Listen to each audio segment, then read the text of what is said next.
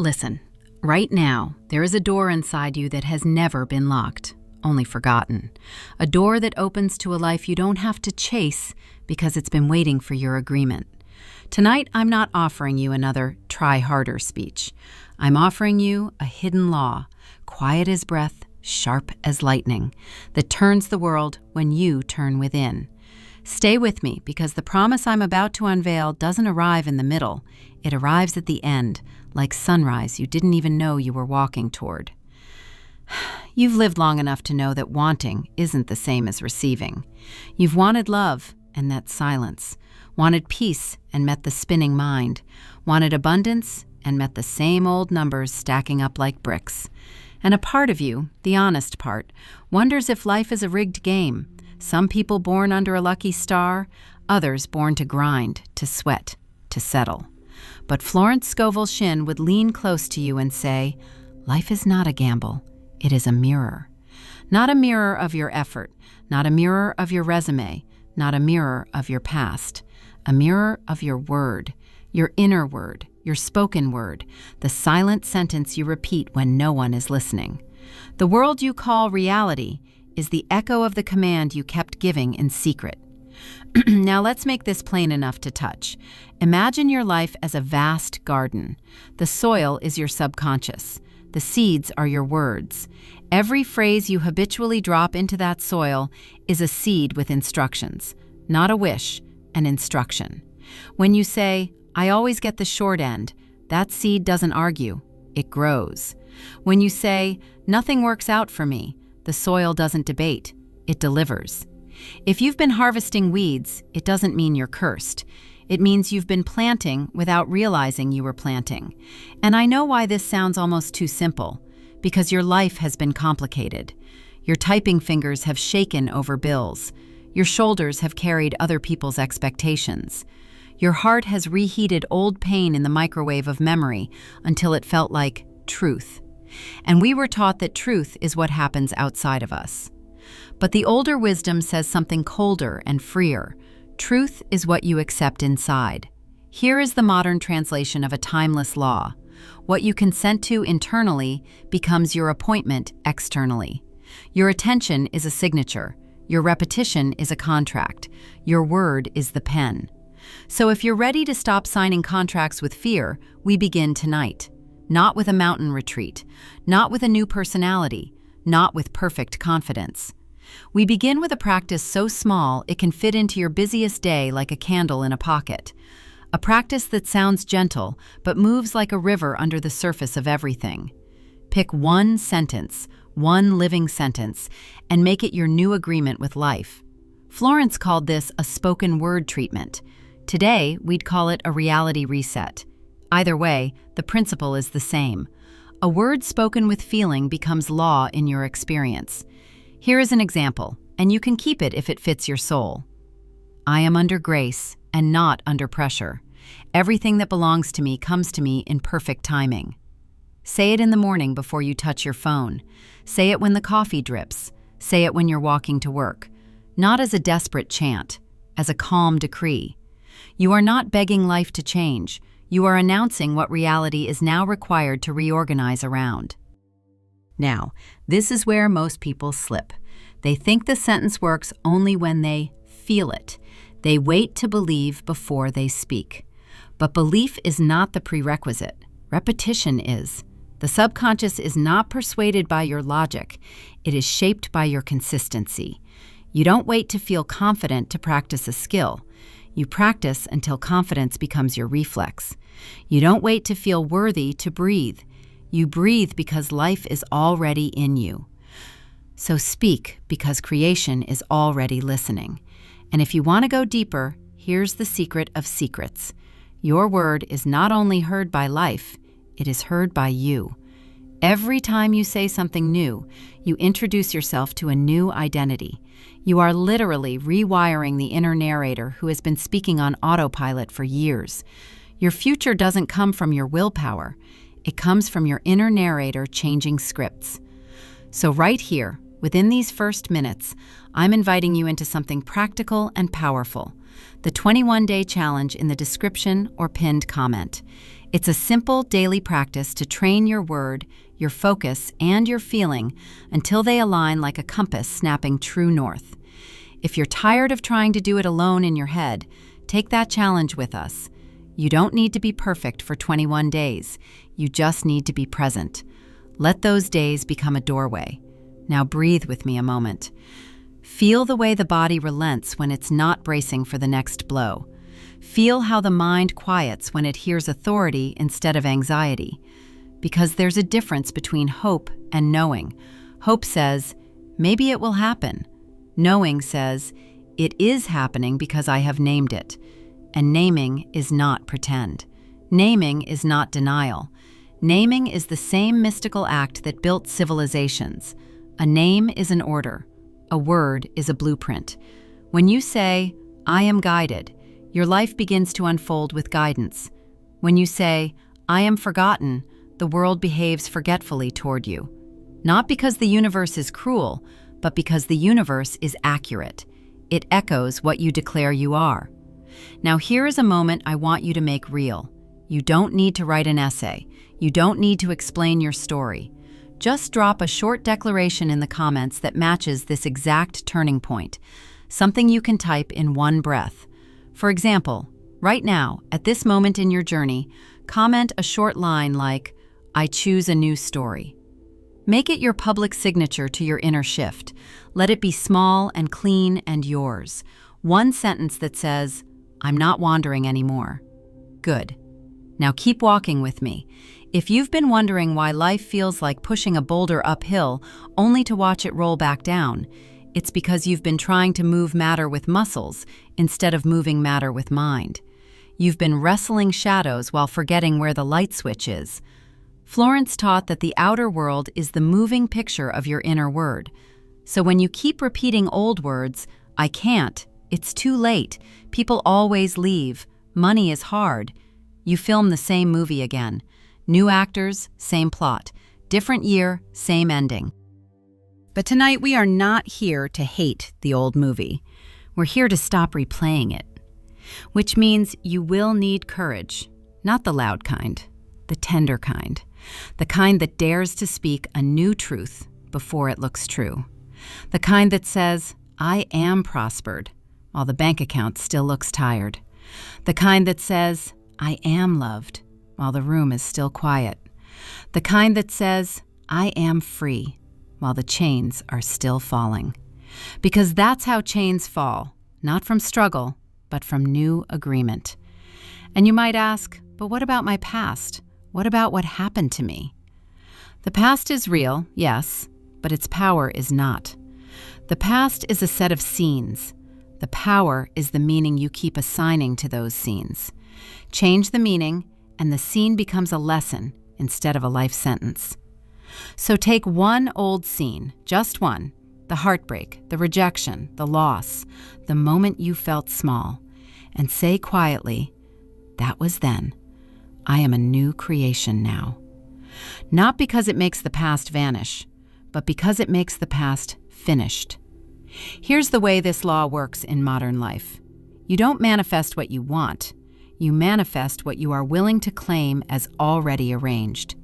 Your subconscious follows your certainty. Reality follows your subconscious. That's the chain. And at first, your certainty may feel borrowed, like a coat you haven't broken in yet. Wear it anyway. Speak anyway. Hold the word anyway. Words are living things. They grow roots where you keep planting them. And somewhere in the next days, you will notice that what used to rattle you no longer gets to live rent-free in your chest. You'll notice lighter steps, quieter nights, doors that open without you having to bruise your shoulder against them. Not because life became easy overnight, but because you stopped agreeing with difficulty. Now let me reignite your attention before we go further, because what comes next is the turning key most people never receive. What if the real reason things haven't changed isn't that life ignored you, but that you've been speaking to it in a language you didn't know you were using? And what if a single new sentence, chosen tonight, could flip the entire meaning of your days like turning a map right side up? Stay close. We're about to step into that language. There are two voices living in you. One is the voice you think is you, the conscious voice that says, I want better, I want more, I want peace. The other is older, quieter, and far more powerful. The voice that lives beneath the surface, the one that says what you expect, what you deserve, what is normal for you. That second voice is your subconscious agreement, and it speaks in feeling, not logic. That's why you can write a goal list, paste affirmations on a wall, and still feel a strange gravity pulling you back into old patterns. Because the list is a surface act. The agreement is a root. Florence Scovel Shinn called it the subconscious mind, the faithful servant. A servant doesn't judge your order, it executes it. If you keep ordering fear, it will stock your life with evidence of fear. If you keep ordering joy, it will start looking for joy like a hunter in a forest. Now listen closely. Your subconscious learns through imagery and repetition. It's like a child, brilliant, literal, loyal. If you tell it 10 times a day, I am safe, it starts to build safety pathways. If you tell it 10 times a day, something bad is coming, it starts preparing for storms, even in sunshine. Most people are living in a house they didn't mean to build because they spoke the blueprint without reading it. So how do you change the blueprint? Not by fighting the old voice. Fighting is still attention. Fighting still waters the weeds. You change it by starving it of repetition and feeding something new. You refuse to rehearse the narrative that hurts you. You replace it with a narrative that heals you before it feels natural. Let's make it vivid. Imagine you've been carrying a radio your whole life, tuned to a station called Problem FM. Every hour it plays the same songs. Not enough. Too late. People can't be trusted. I'm behind. I'm not chosen.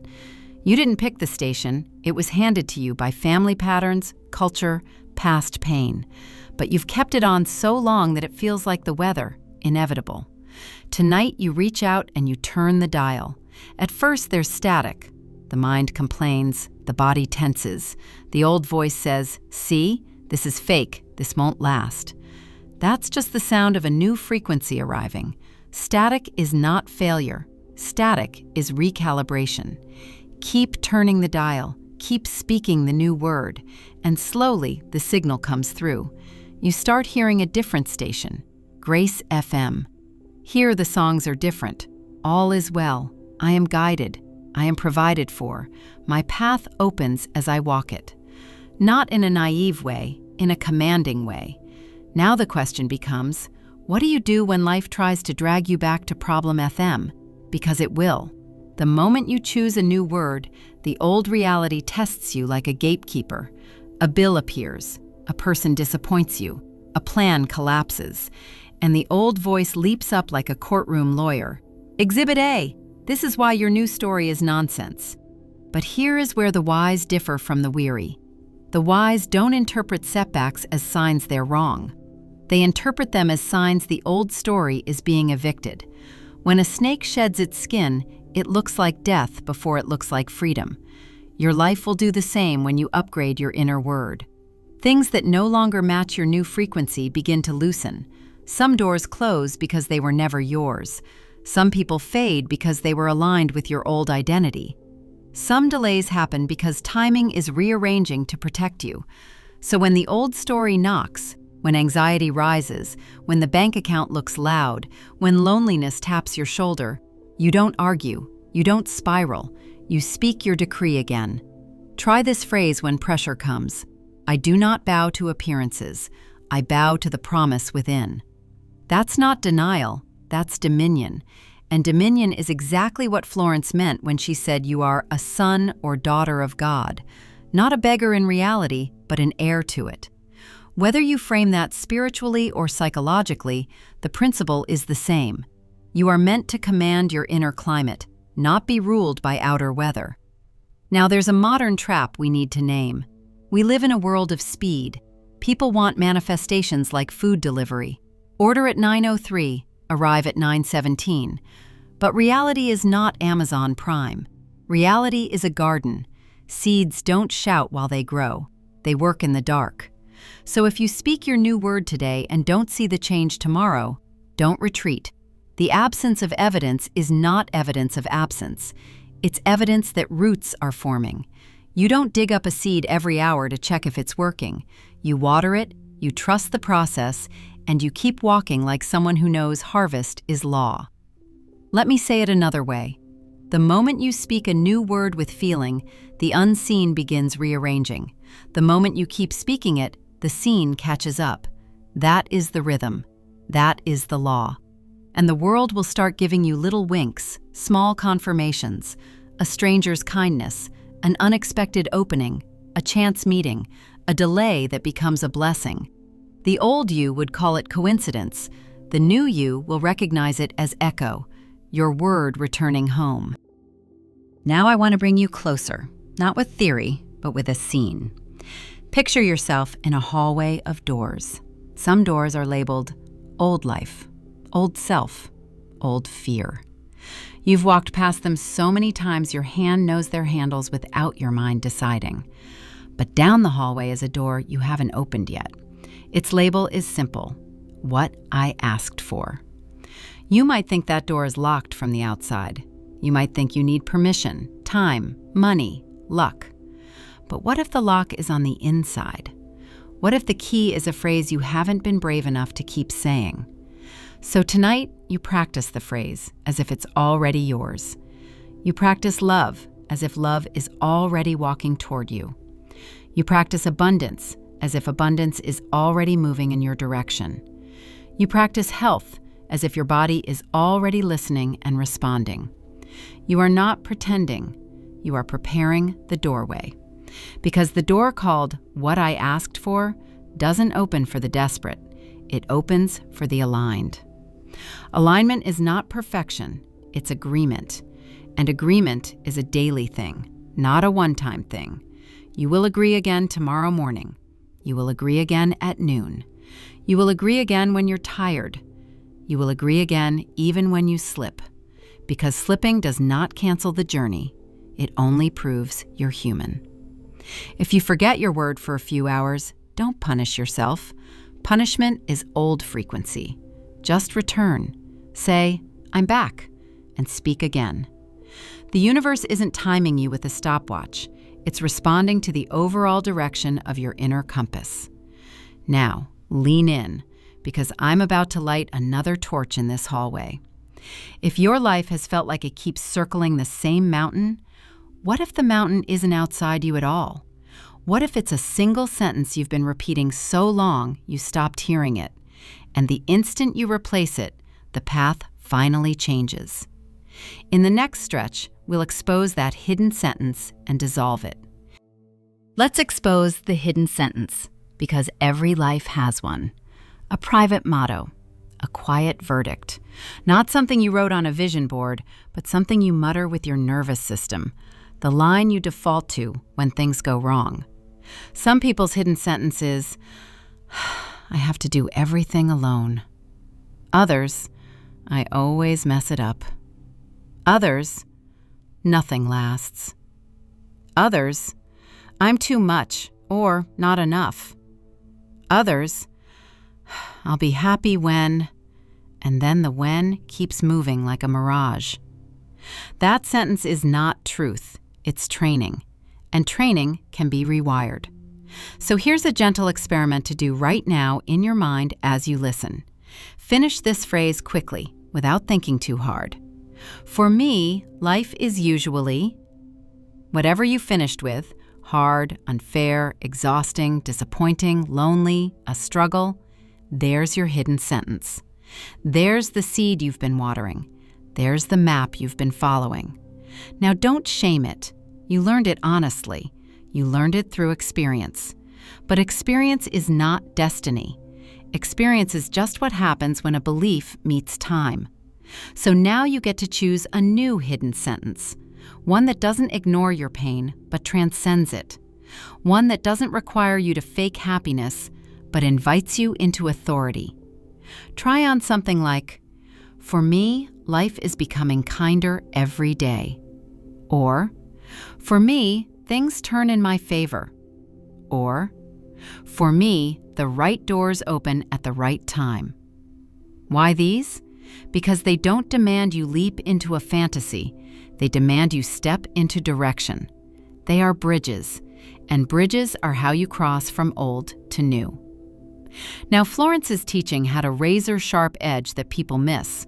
She insisted that you must stop speaking against yourself. She called it the law of non-resistance.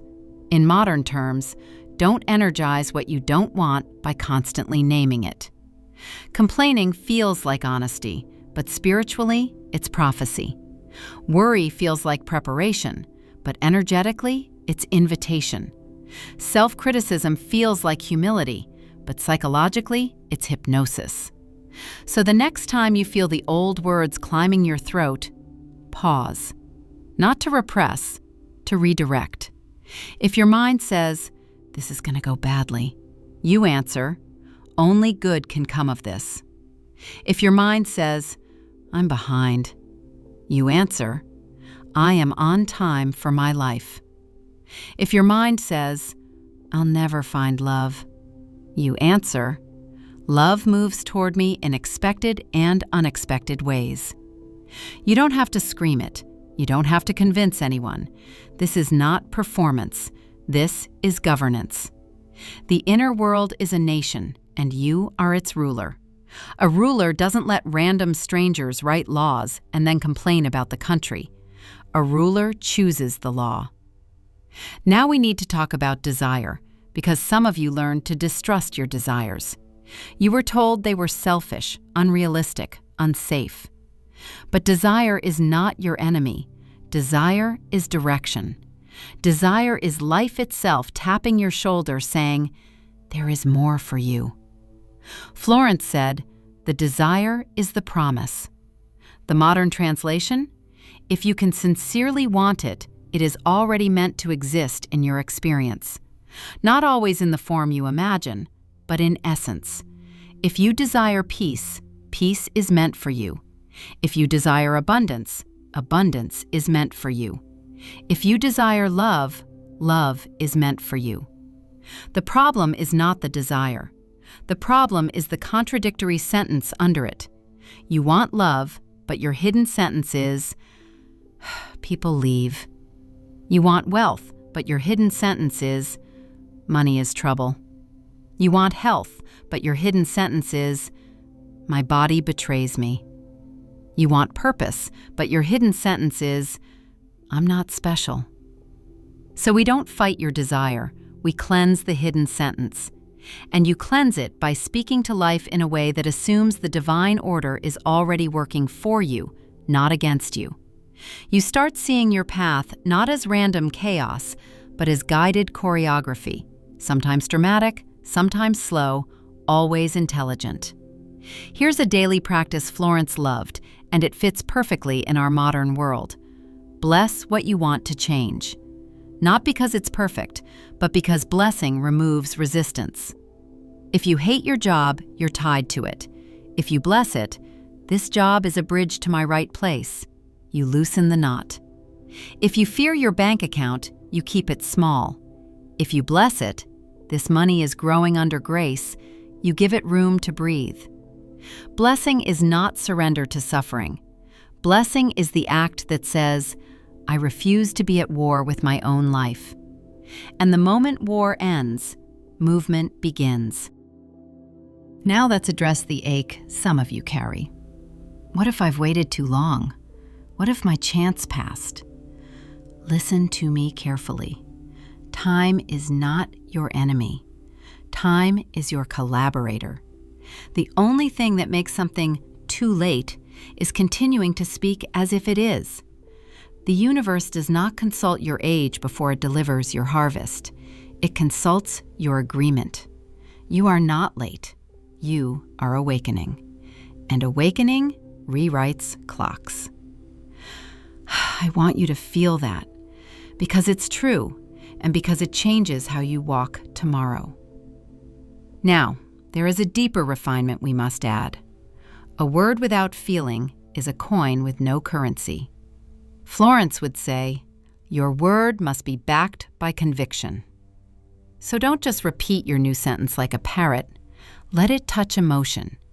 Even if the emotion is small at first, even if it's a thin thread of hope, that thread is enough to weave a new reality. When you speak a new word, ask yourself, what would this feel like if it were already true?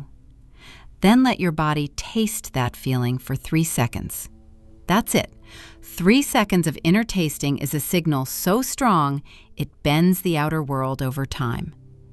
And yes, sometimes you'll taste the new feeling and then fall back into old fear. That's human, but the direction matters more than the stumble.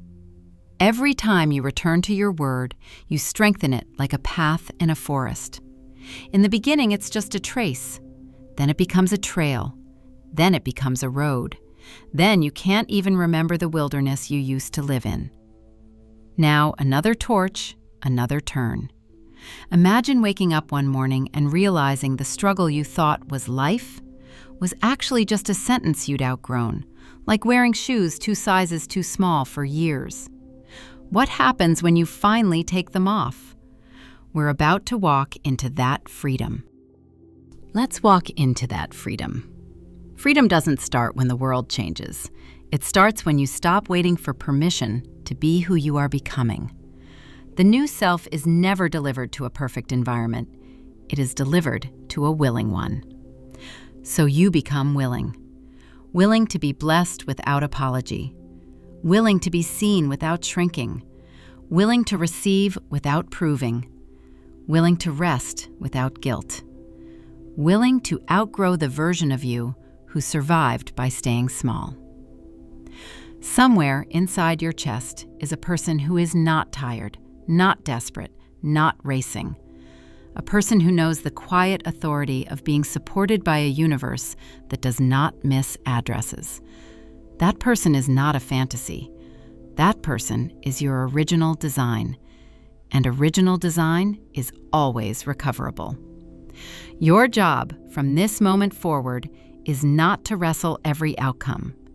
Your job is to keep your inner word clean enough to let outcomes come. So when you wake tomorrow, you don't wake into a battle. You wake into a broadcast. Say your phrase before the day speaks to you.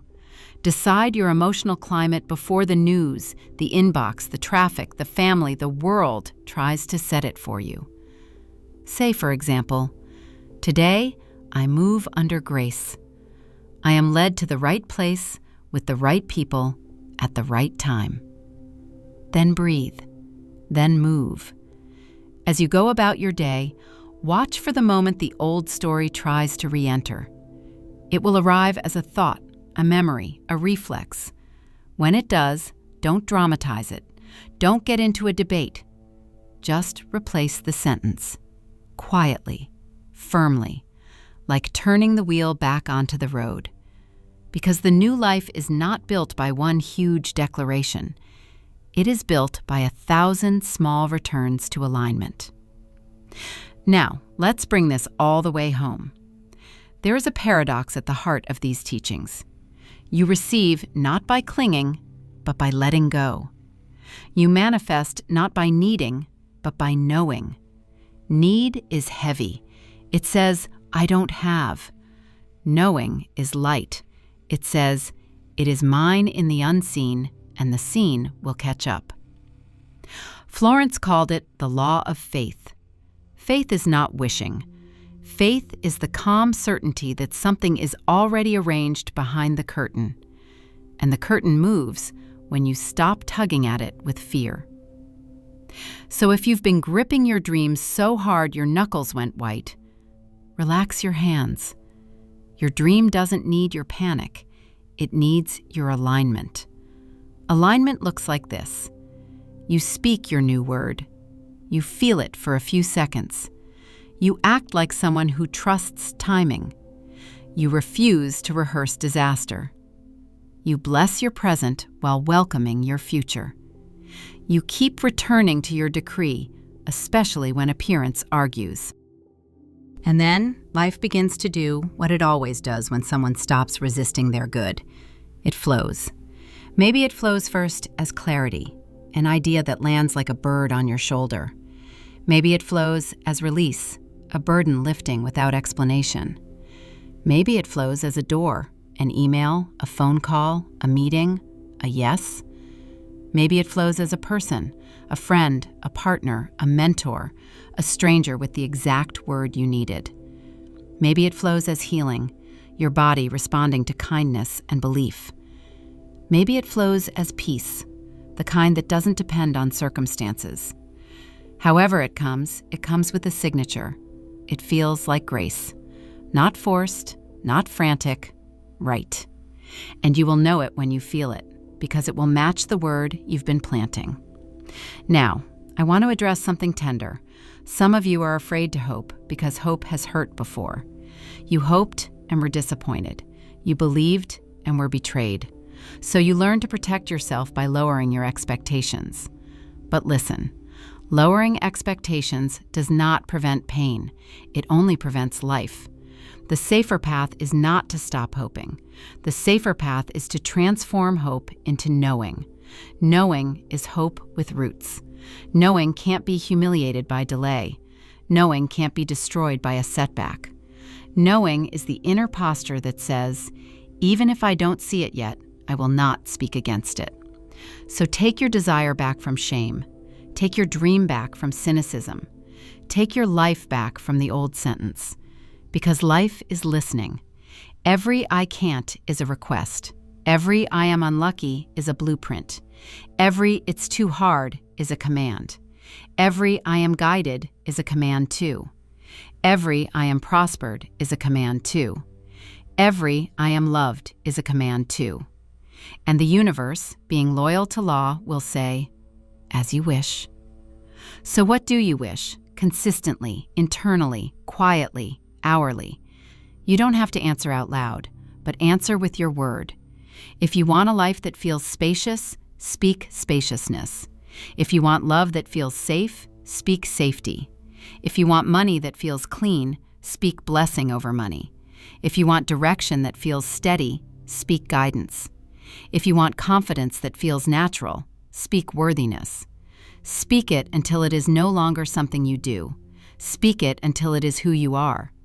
And if you want structure for that journey, remember the 21-day practice waiting in the description or pinned comment. It's there because sometimes we need a handrail while we're learning to walk on a new bridge.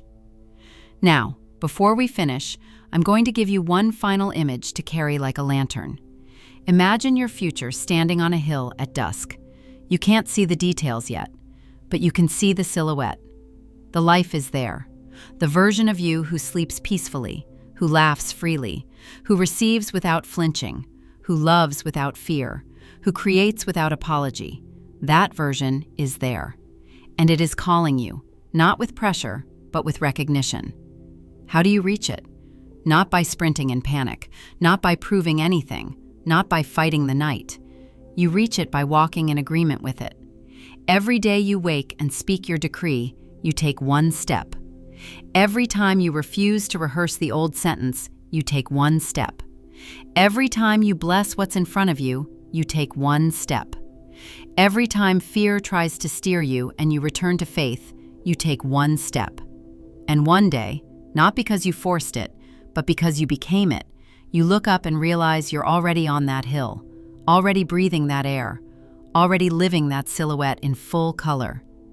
That's the promise I hinted at in the beginning. Here it is, revealed, clean and bright. You are not waiting for your life to change. Your life is waiting for your word to change. And the moment your word changes with conviction, your life must follow. So say it now, your sentence, your decree, your new hidden truth. Say it softly if you need to. Say it fiercely if you feel it. Say it even if your voice shakes. Let your inner world hear you clearly. Because the universe has never been withholding. It has only been echoing. And from this moment on, may what you echo be grace. May what you echo be abundance. May what you echo be love. May what you echo be a new story that fits you like sunrise fits the sky. Walk in that word, and watch the road rise to meet you.